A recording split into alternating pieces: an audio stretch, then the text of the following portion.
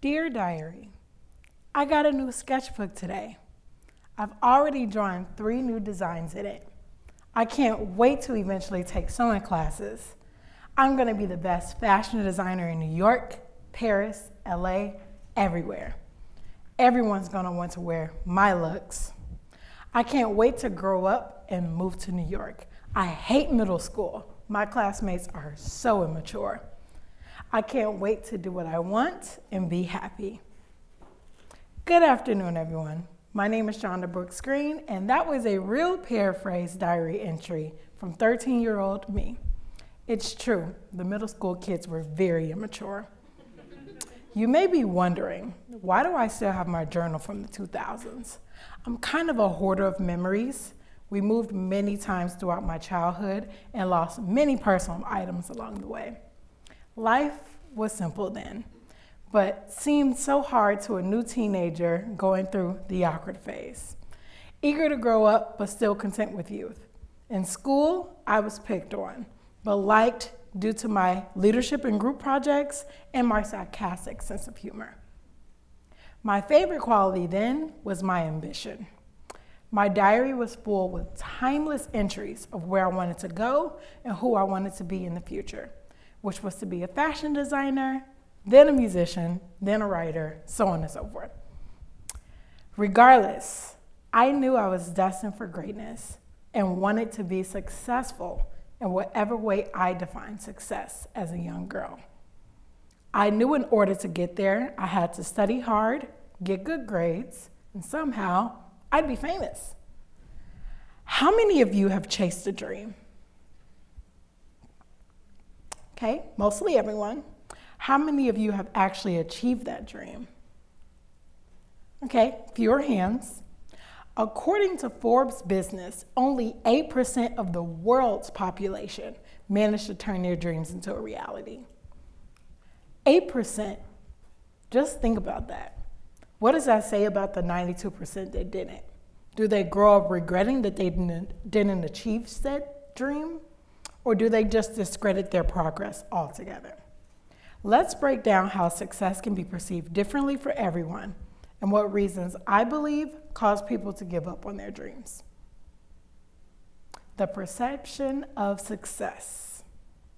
While success can be measured quantifiably, it is perceived by how a person feels about themselves or others. Personal success can be obtained in a variety of ways. This includes achievement in education, relationships, character, finance, health, work, quality of life, and status. You may have accomplished your health goals, but maybe you haven't reached your desired result in your finances. You still have obtained success despite your anticipated benchmark. Success is also defined dissimilarly between gender, generational groups, and ethnic groups. Historically, men may seek advancement in finance, work, and status, where women may see strength in relationships, character, and quality of life. Their goals might align more in our progressive society today. There are also various roadblocks that may prohibit a person from reaching their perceived level of success. Number 1, the small wins. Many people focus too heavily on the end goal and forget to celebrate the small wins. There's beauty in the process to get where you want to go, and it starts with recognizing how far you've come. Number 2, imposter syndrome. It's the condition of feeling anxious and not experiencing success internally despite being high-performing in external objective ways. So this is my example of imposter syndrome. Yeah, sometimes you just don't feel like you're enough. Doubts get in the way and make you feel inferior despite what you have accomplished. You have to remind yourself of the power you have and reclaim what you deserve. Keep moving forward. Number 3, time. Maybe you feel like you've run out of time. You wanted to make your dreams a reality by a certain age or year and didn't make it. You can still make it happen. Create a plan that includes short-term and long-term SMART goals with realistic timeline. Number 4, social media. Social media has a way of painting a picture of perfection that leads to comparison. This person is doing this, that person has that. It's only a way to deter you from your own successes. Be proud of who you are and what you have accomplished. Some of it is fake or exaggerated anyway. And number 5, money. The number one roadblock that I think to stop you from achieving your goals is money. You may be thinking, if I had a certain dollar amount, I could do blank. There are many things that you can do for less and many free programs and apps that are accessible to you. Also, give yourself a budget to invest in your dreams so you have some cash to rely on when needed. I too have struggled with all 5 of these roadblocks in my journey to success. On the contrary to this list, there are many people who aren't prepared for success at any level. They fail because they don't do things that are in alignment with their goals. They have self-imposed limitations. They are good at making excuses. They are procrastinators. And they can't face adversity. Surrounding yourself with these individuals who think like this can be limiting for your own progress. It's the same as the statement, misery loves company. A procrastinator will want you to go out with them instead of completing your assignment. So a massive aspect of success is watching the company that you keep, socially and professionally. Those kind of people lose sight on the vision of success and treat it like it's an elaborate thing when it really isn't. Success is completely subjective. So if you put in the work and actually try, you will get somewhere. My perception of success has changed many times throughout my career. There were times where I was chasing financial success, searching for value in professional relationships at work, and working towards success reaching fitness goals.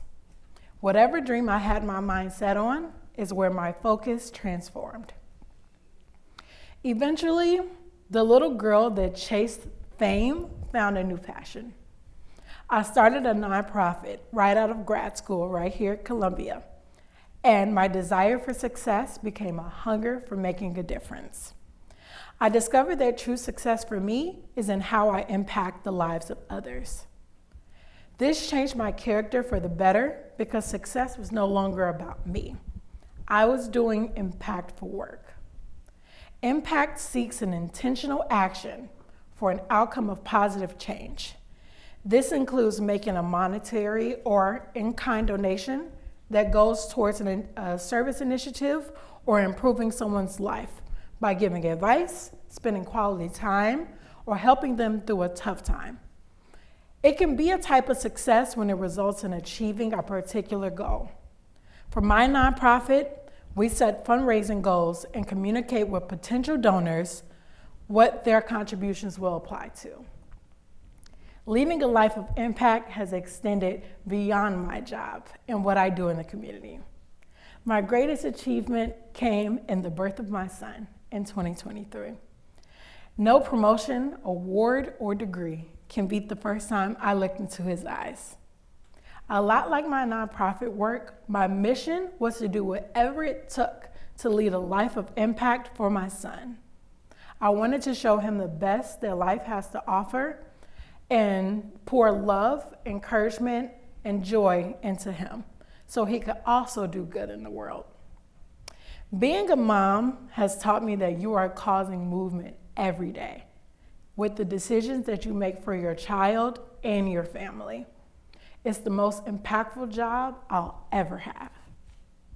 As I stand on this stage, I reflect on the moments that brought me here.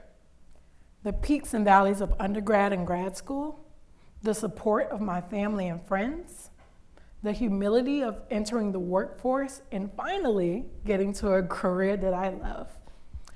The uncertainty of the global pandemic, the struggles of owning a business and working a 9-to-5, and the birth of my son.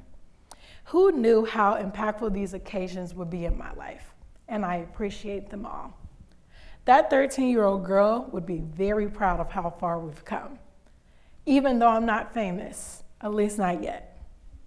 I like to think that I'm a part of the 8% of people who turn their dreams into a reality, despite going through hardships, failing a lot, and shifting my path many times. Your goals can change. You can start later in life. You could do it with less money. You could do it one small step at a time.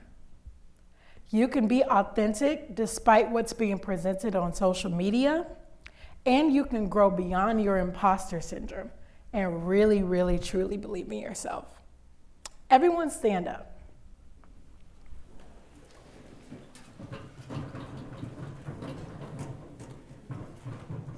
All right, and repeat after me. Say, I am impactful.